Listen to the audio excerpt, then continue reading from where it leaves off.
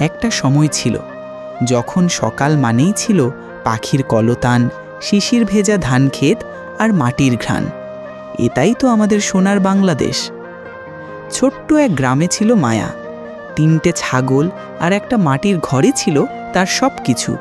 কিন্তু তার মন বিশাল। সে প্রতিদিন গ্রামের শিশুদের পড়াতো, গাছ লাগাতো আর পথচারীদের পান করাতো ঠান্ডা কলসির পানি। একদিন এক বিদেশি পর্যটক গ্রামে এলো।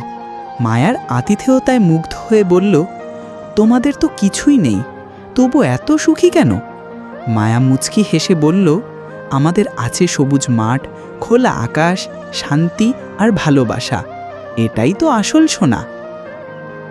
এই তো বাংলাদেশ, যেখানে খালের জলে ছোটে কিশোরের নৌকা, যেখানে কৃষকের ঘামে ফলে সোনালি ধান, যেখানে প্রতিটি মানুষ হাসে সহজ প্রাণে। আজ আমরা প্রযুক্তিতে এগোচ্ছি, শহর বড় হচ্ছে, রাস্তায় বাতি জ্বলছে, তবুও শিকড়টা ওই গ্রামে, ওই মাটির ঘ্রাণে, ওই মায়ার মতো মানুষের হৃদয়ে। এই বাংলাদেশে তো আমাদের গর্ব। সোনার বাংলা, আমার জন্মভূমি, আমার ভালোবাসা। যদি ভিডিওটি ভালো লেগে থাকে তাহলে ফলো, লাইক, কমেন্ট, সাবস্ক্রাইব করে আমাদের পাশে থাকবেন।